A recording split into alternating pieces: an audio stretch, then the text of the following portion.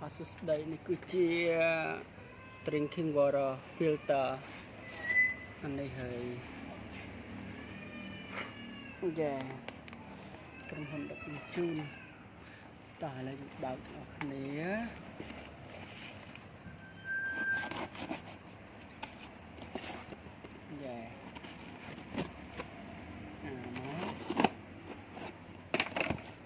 nó này đỏ chanh nó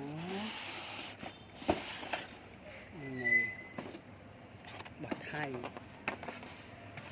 đã trả lại rồi ngồi được hái rồi tại tận lại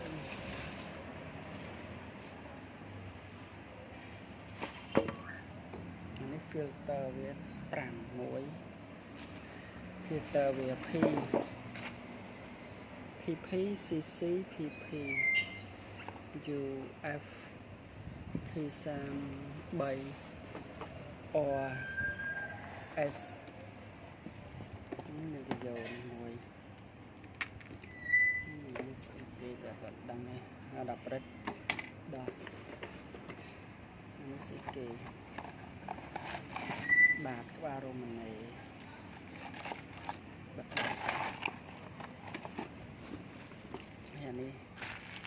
ốp co accessory địa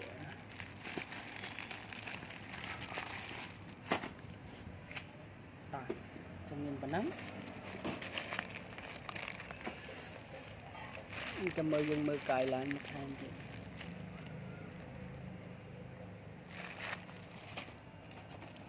rồi quay trở lại